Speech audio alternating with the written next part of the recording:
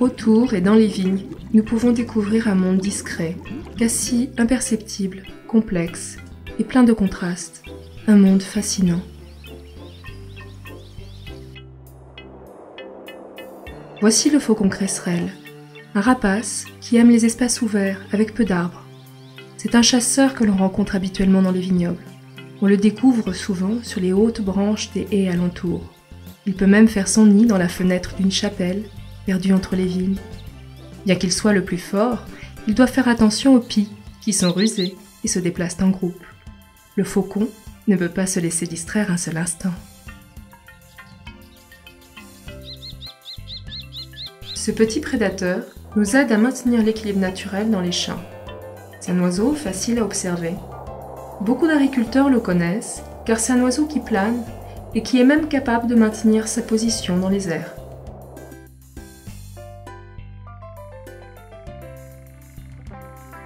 Voici un nid avec des poussins d'engoulevent, un oiseau qui a de grandes facilités à se camoufler.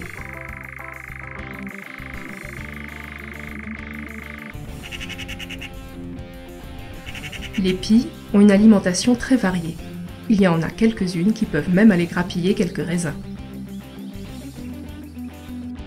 Depuis quelque temps, on constate une augmentation des populations de lapins sur différents secteurs. Le nombre de prédateurs qui visitent les vignes pour les chasser croît lui aussi. L'aigle royal et d'autres oiseaux rapaces y font des visites occasionnelles. Suite à l'augmentation des populations de lapins, les sites habités par les grands-ducs sont plus nombreux. Et dans les nids où étaient élevés auparavant 1 à 2 poussins, on en trouve aujourd'hui jusqu'à 3. Dans le cas des lapins, la nature elle-même régule en quelques années ce qui aurait pu devenir un vrai fléau. Rencontrer dans les vignobles des espèces protégées est toujours positif. L'aigle de Bonelli est une espèce menacée dans le monde qui a plusieurs couples installés dans les vignes.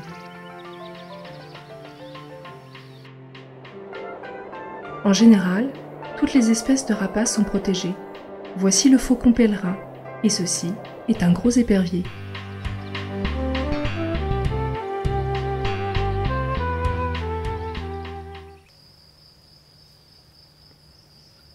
La chouette effraie est elle aussi une espèce appréciée pour le maintien de l'équilibre naturel. La base de son alimentation est constituée de petits rongeurs. Toutes les espèces de chauves-souris sont protégées. Elles sont très utiles pour le contrôle des populations de moustiques et d'autres insectes qui pourraient devenir un vrai fléau.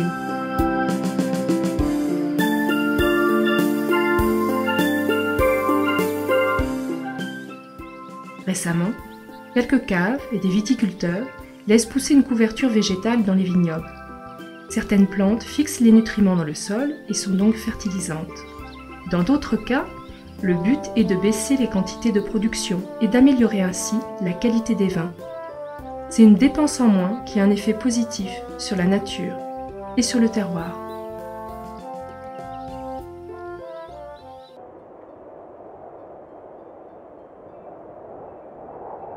En hiver, il y a beaucoup d'oiseaux qui cherchent des insectes et les graines des plantes entre les vignes. Le rouge-queue noir est un bon insectivore. Le viticulteur se bat contre les maladies, que ce soit avec des produits chimiques, organiques ou des phéromones. Malgré tout, nous devons veiller au respect de l'environnement. Pour éviter le développement des maladies fongiques, il est utile d'enlever les feuilles proches des raisins. Ça permet de laisser passer l'air et ça réduit les risques.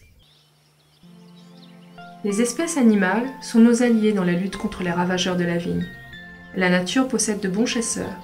Par exemple, des arthropodes comme les araignées, les menthes religieuses ou les libellules. Ici, tous les amphibiens sont insectivores.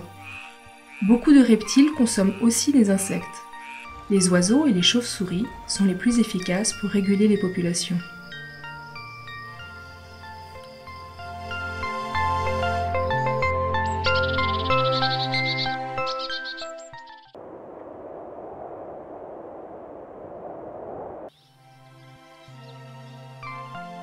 Entre la forêt et la vigne, il y a des petits coins où la couleuvre fer à cheval peut venir prendre le soleil.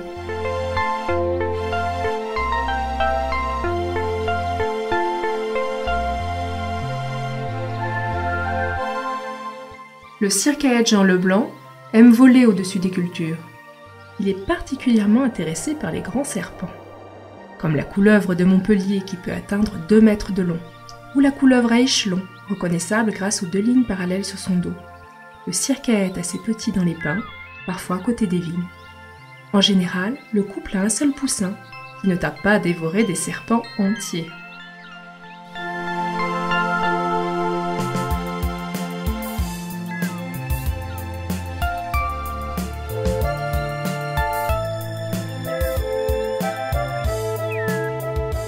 Le Dicneum criard a disparu du Pénédès. Ces dernières années, il semble s'être finalement adapté aux champs viticoles et il y niche. Son retour se fait lentement, mais il y en a tous les ans un peu plus.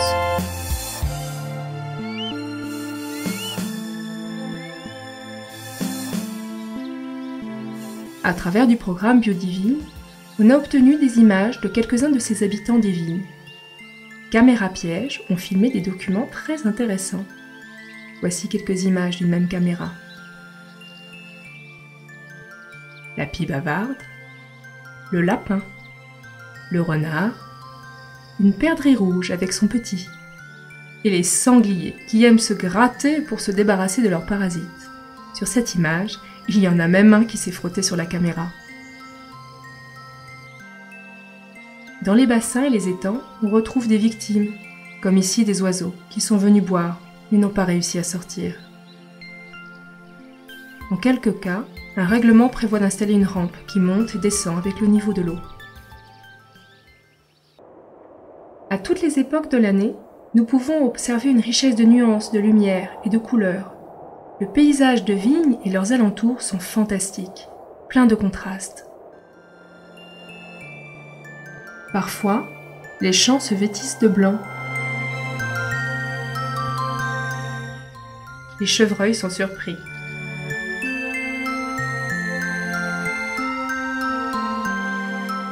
Très vite, la vigne sort ses premiers bourgeons, et peu à peu, tous les tons de vert émergent dans l'appellation.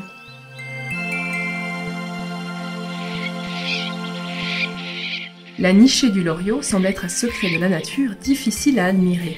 Il se cache bien au milieu de la végétation.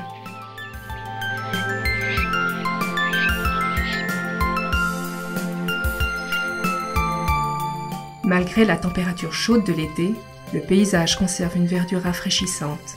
C'est le moment où les raisins prennent leur forme et leur couleur.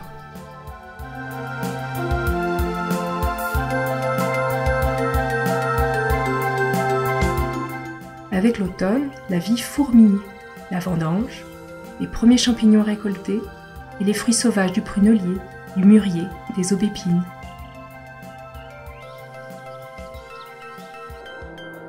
De nombreux oiseaux choisissent ce moment pour migrer, comme le busard des roseaux qui traverse nos terres en quelques heures. Ou le rapace, dit la bondrée apivore qui contemple le vert de la vigne. Alors, les champs se revêtent de rouges et bruns et se préparent à nouveau pour l'hiver.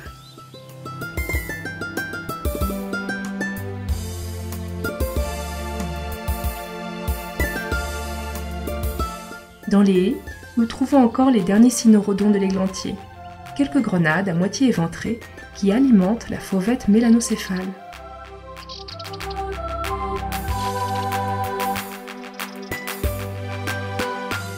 Nous faisons partie de ce paysage, et depuis des milliers d'années, nous avons appris à y vivre avec amour et respect. Nous avons le devoir de conserver toutes ces formes de vie.